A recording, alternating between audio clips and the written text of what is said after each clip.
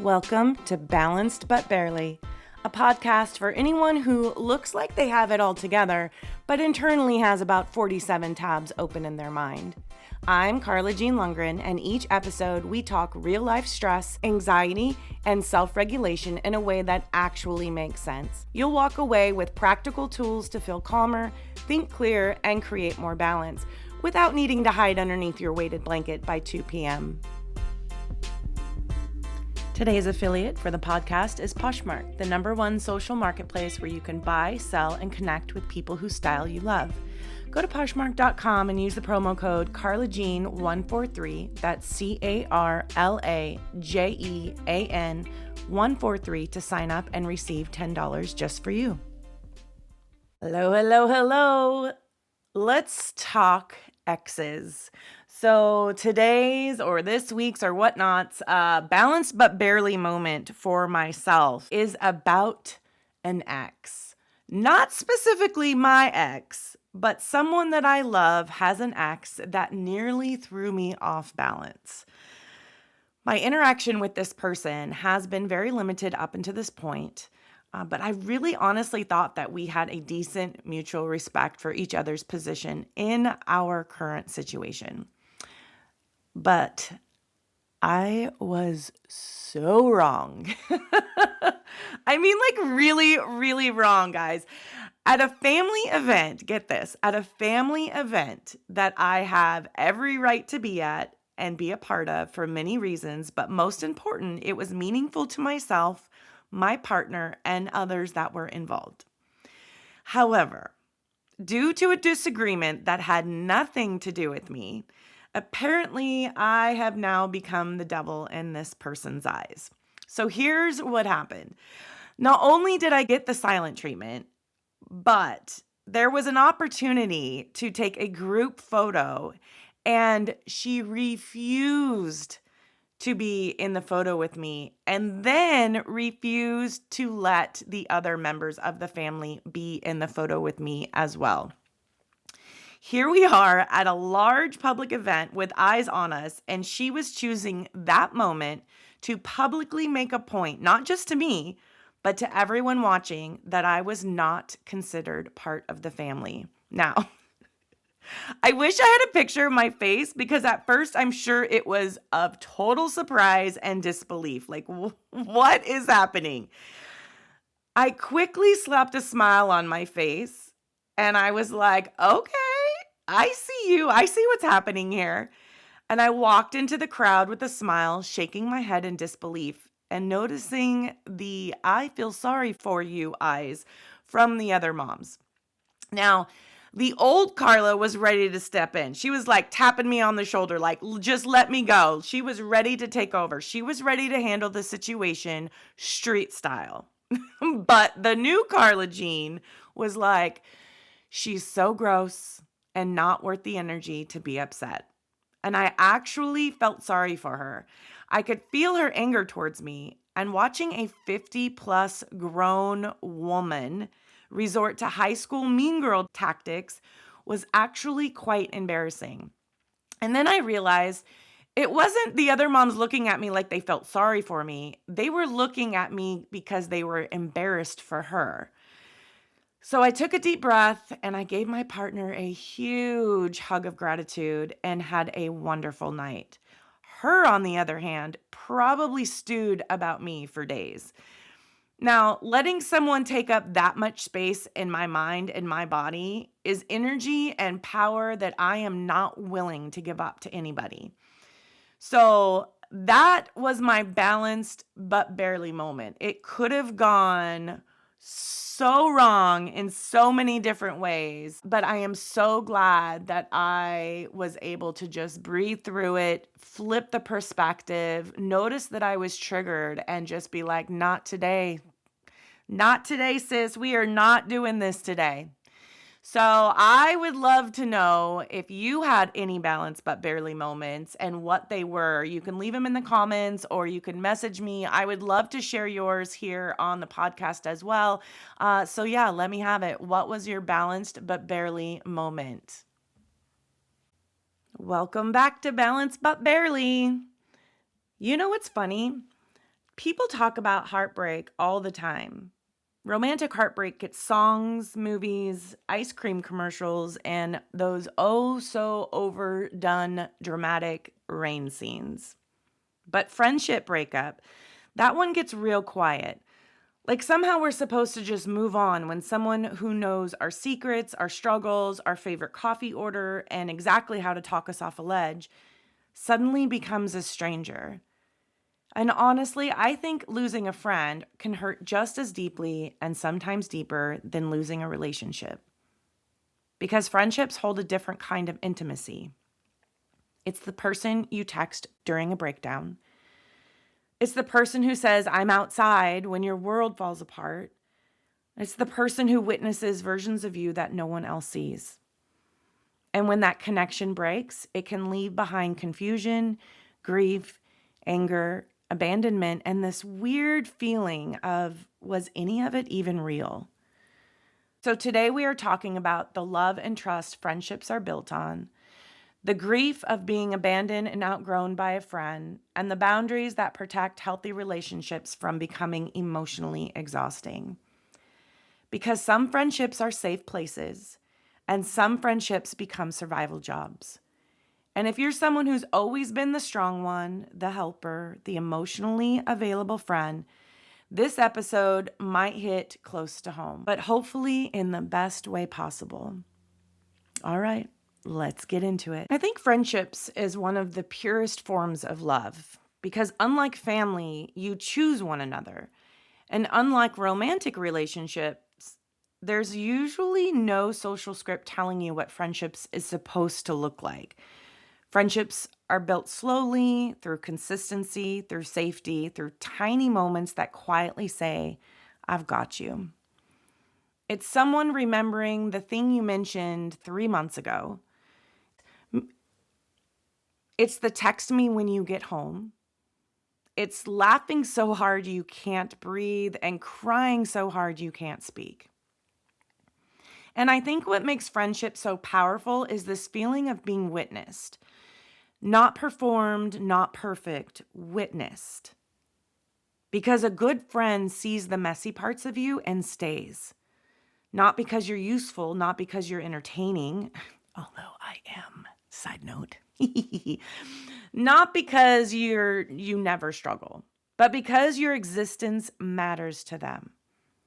And for people who have spent their whole lives feeling unseen, that kind of love can feel life-changing. But here's where it gets tricky. A lot of us learn to love through overgiving. We become the therapist friend, the reliable friend, the strong friend, and the call me anytime friend. And while those qualities are beautiful, sometimes we build friendships around being needed instead of being known. And that's a dangerous difference because being needed is not the same thing as being loved. And eventually the emotional exhaustion catches up. In my mid-20s, I met a group of women who are now what I consider my sisters. And not by blood, but by choice. So some of us met at work and others had already met in high school, but we all ended up in a weekly dinner group that was designed to help us learn how to cook and host guests. We were all like, I had a child already. I think I was the only one at the time to have a child. There was a couple that were already married, some single, some engaged. We were sort of like a little bit all over the place.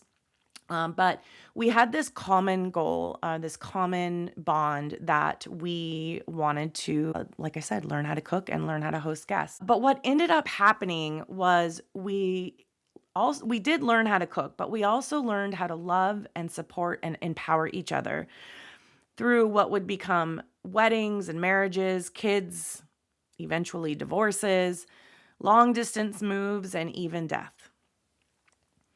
During my divorce from my son's father, I was in a mode of full meltdown. I was 27. He was my high school sweetheart. He broke my heart in a million pieces. I never thought I was going to recover from that. I was barely functioning enough just to keep my job and to keep my son alive at this point.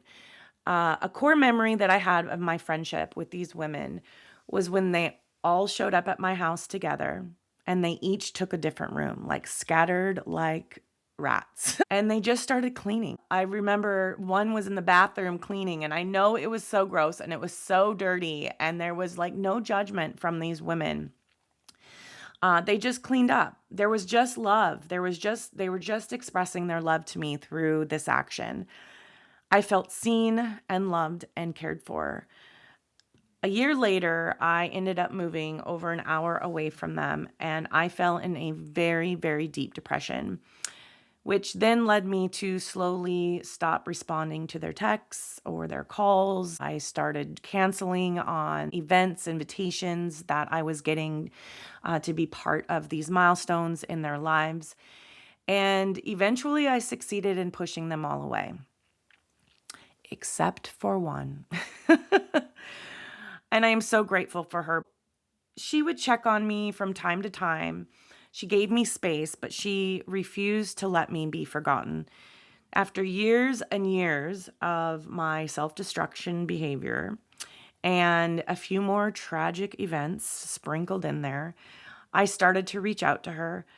I remember it was sort of like when Facebook was sort of just starting, and I was like, I don't understand Facebook. What is happening? And I think we're texting, and she was like, well, it would be like right now, like you're giving me an update, but you're just like doing it online. And then, and I was like, yeah, but we just can text. So, anyways, that's how long ago this was.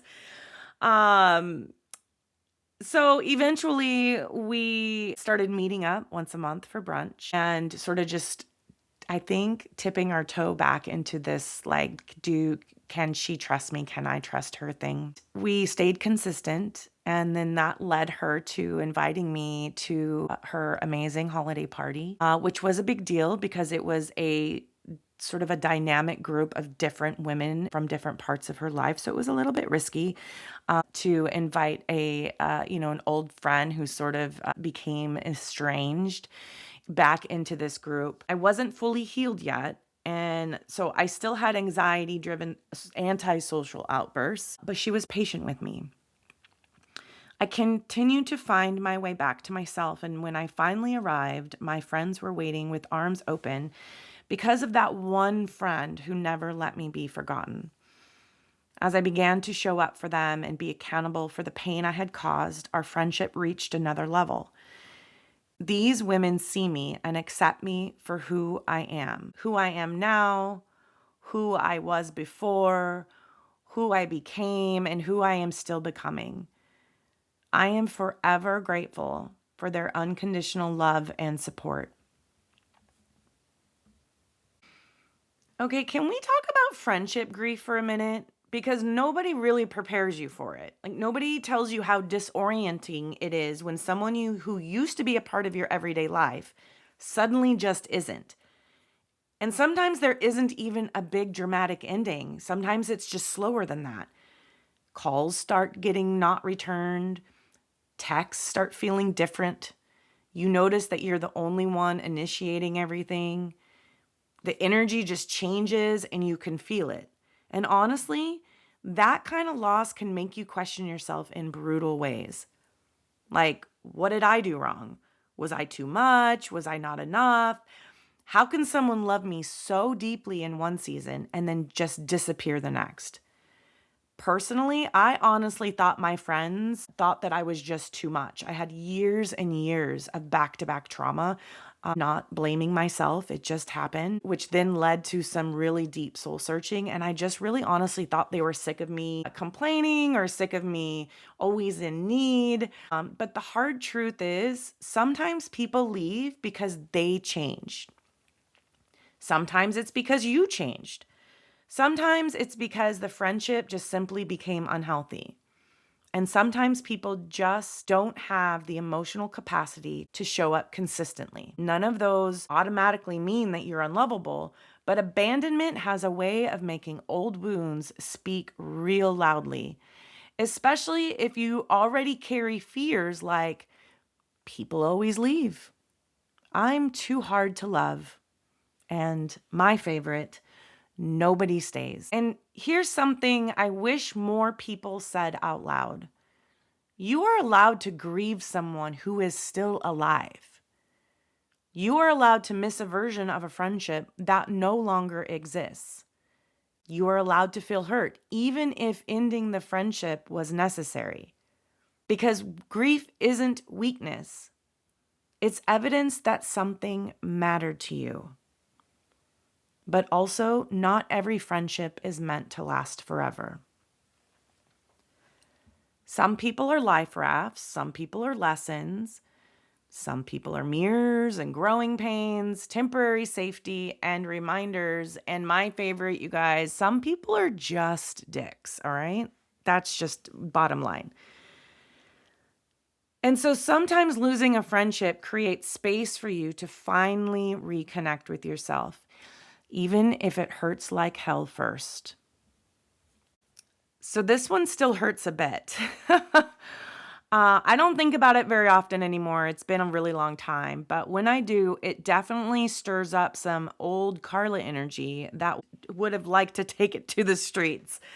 But new Carla Jean stays on that healing and high vibration level, which this emotional pothole of a human will never be on. I have known this person for decades, like since we were teenagers. When we first met, she would go out of her way to make my life more difficult than it needed to be. She made it her mission every day to make sure I knew that she did not like me. And then when I confronted her about it, she acted like she would never even do that because I didn't matter enough for her to even make that sort of effort. Now, fast forward, we grew up and we mended fences. And while I thought we were growing our friendship, I was sharing more and more of myself. But now looking back on our friendship, it was really imbalanced and toxic. Now, I was a different person back then. I was vulnerable, I felt invisible, and I definitely was broken. I was desperate to be chosen, seen, and loved. So at one point in our friendship, I loaned her a large sum of money, which at that point, I had no business loaning anybody anything, let alone that amount. So I didn't even have the money. I actually put it on my credit card because she promised me that she would pay me back by the end of the month. Now, it's been over a decade, y'all, and I am still waiting. Actually, I'm not waiting. I've actually forgotten about it, but yeah, it's been a long time. Now, anytime I gathered the courage to ask her for the money, she would always make me feel like I was being a bad friend for asking. There were always excuses as to why she couldn't pay me back at that moment. And after 3 years of excuses, she actually switched up her MO and began telling me that she already paid me back and I just didn't remember. Like, I'm going to pause so that you can just like lift your chin off the ground because I know, shocker, right? Like I actually still to this day can't believe that she went there. But here's the scarier part. It almost worked. I was in such a bad place mentally at that time, and she knew it, that I actually started second guessing my sanity and like thinking like, did she pay me back? Am I crazy? But no, I wasn't. She never paid me back. The final straw was when she intentionally mocked me in my relationship with my partner in a very public manner. It was so mean-spirited that I just snapped. After decades of pent-up frustration, always biting my tongue, never having the courage to say what I really wanted to say, and never being fully seen, came flooding out in an endless flow of curse words with specific directions on where she could go and what she could do with herself when she got there. And that was it. A long-term friendship abruptly terminated with no follow-up discussion. Although it was an unhealthy relationship, I did grieve the years of connection that we had and the good memories. We did have some good memories. I grieved the part of my identity that I had wrapped up within that connection. I had to break up with my friend to see and stand up for my strength, my power, and my worth. I had to go through that turmoil and that fire to burn away the insecurities and doubts that lived within me. I'm a great friend. Just ask me. I'm just kidding. I am trustworthy and loving and a very loyal person who supports and lifts up other people without fear that it takes anything away from my value and my purpose. And no one can tell me otherwise. Okay, are you ready for the real fun part? Let's talk about boundaries, guys. And before anyone panics, boundaries are not punishment, they are just communication. Their clarity, their self respect, and their emotional honesty. And honestly, a lot of us struggle with boundaries because we confuse boundaries with rejection. We think if I say no, they'll leave. If I stop overgiving, people won't love me. And if I disappoint someone, I'm selfish. Meanwhile, your nervous system is in the corner screaming, please sit down for 5 minutes. Healthy relationships require boundaries because resentment grows wherever honesty is absent. Let me read that again. Healthy friendships require boundaries because resentment grows wherever honesty is absent. A friendship cannot stay healthy if one person is always rescuing, if one person is always emotionally dumping, if one person feels responsible for everyone's feelings, if communication only happens during a crisis, and if guilt is used instead of honesty. That's emotional survival, not connection. And one of the hardest things for recovering people pleasers like myself is to learn this. You can love someone deeply and still need limits. You can care about someone and still say, I don't have the capacity for this conversation right now. Or, that hurt me.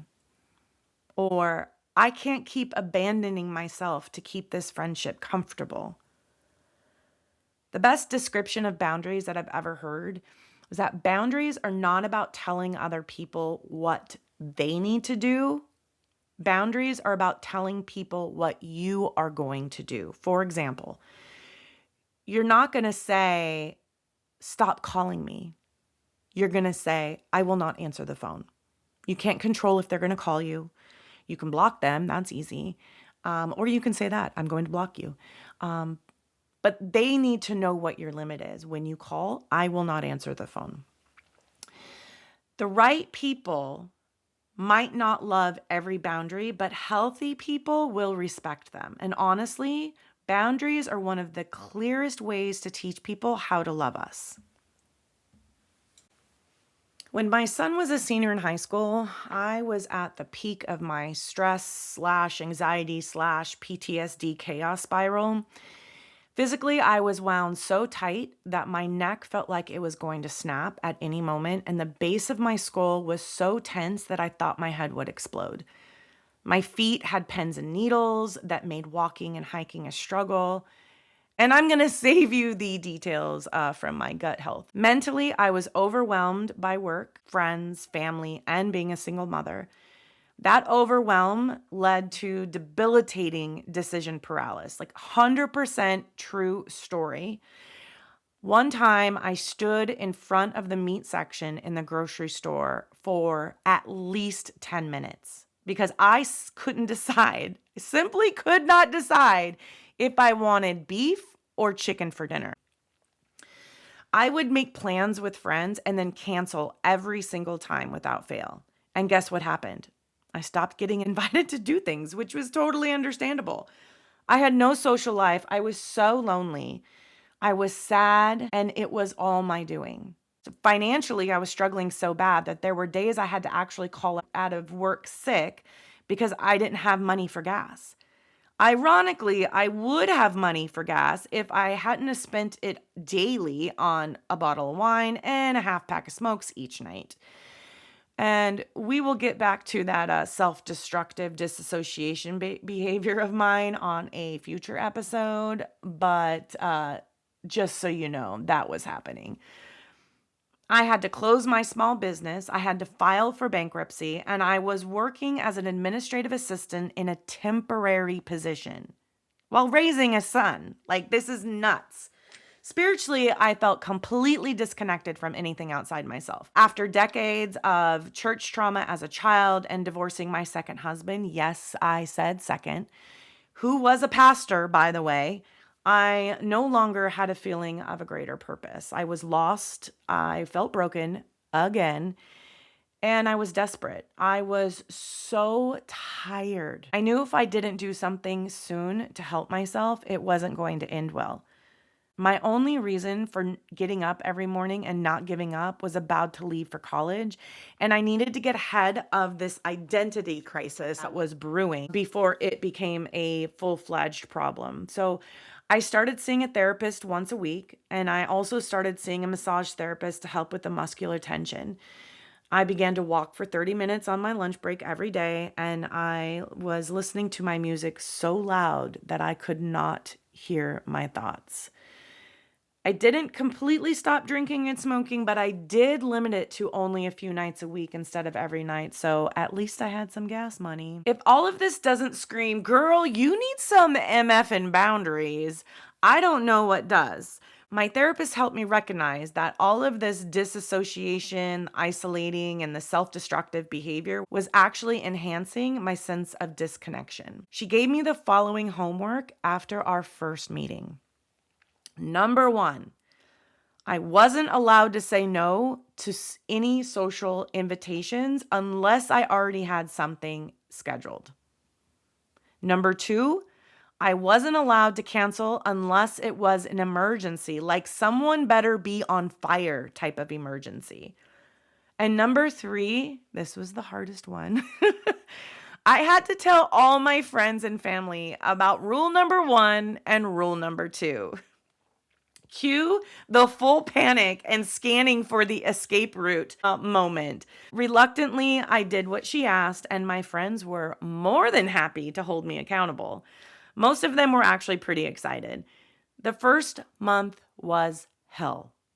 I said yes to things I really didn't want to do, either because I was tired or it sounded boring or I don't know, there were going to be more than two people involved. But the worst was not being able to cancel. Having to get off the couch, take a shower, get dressed, and physically leave the house when my mind and body were loudly protesting was not fun. And then something happened. Like after about a month, it just shifted. I started to look forward to being invited to join my friends, and the urge to cancel started to get less consistent. After a while, my therapist modified the rules and said that I was ready to discern which invitations I wanted to accept, but that rule number two applied. If I accepted an invitation, I could not cancel. This led me to my ability to use my voice, and I was able to say things like, "That doesn't sound like something that I would enjoy, but thank you for thinking of me. I really appreciate it." Before, I would have just said yes and then just canceled later. When I was excited about an invitation and accepted, I would remind myself of the reasons why I was excited in the first place when I started to feel the urge to bail. To all my friends that stuck with me throughout this process, I so deeply and love and appreciate you. You helped me learn to love and value myself. This one exercise was the launching pad for speaking my boundaries with my friends and practicing accountability. It was extremely empowering and healing. This one exercise was the blueprint for cleaning up the mess that I had made with my finances, my physical health, and my ability to reconnect with my guardian angels. This one exercise prompted me to stay in therapy for over a decade, which led me to more breakthroughs and tools that I use to this day. So before we close today, I want you to think about this. Who do you feel safest being yourself around? And also, where are you still performing a version of yourself just to keep connection? Friendship should not constantly feel like emotional survival mode. You deserve friendships where you can rest, you can be honest, you can be supported, and you don't have to earn your place by overextending yourself. And if you're grieving a friendship right now, I just want to say this gently. The ending of a friendship does not erase the love that existed inside of it. Both things can be true. It mattered and it ended. That doesn't make you broken. It just makes you human. All right, that's what I have for you today. If this episode resonated with you, go ahead and subscribe to Balanced But Barely so you don't miss what's next. And if you immediately thought of a friend while listening to this, send them this episode, because emotional support podcasts are basically modern love letters at this point, so feel free to do so. You can connect with me on Instagram at _Carla Jean 143 for real life moments, encouragements, and behind the scenes. And for support, tools, and personalized wellness check-ins, head to www.carlajean143.com and follow me on YouTube at Carla Jean 143. Until next time, check on your strong friends, y'all. Drink some water, and remember, you don't have to hold everything alone. This is Balanced But Barely, and we're figuring it out together. Today's affiliate spotlight goes to a small business owner named Retail_Habit, a reseller on Poshmark specializing in women's contemporary clothing. Retail_Habit hosts live auctions on Poshmark on Sunday and sells women's premium clothing directly from her Poshmark closet. Visit www.poshmark.com, search for retail, RETAIL_habit, HABIT, to check out her inventory. If you find something you like, make sure you tell her you heard her name on Balanced But Barely.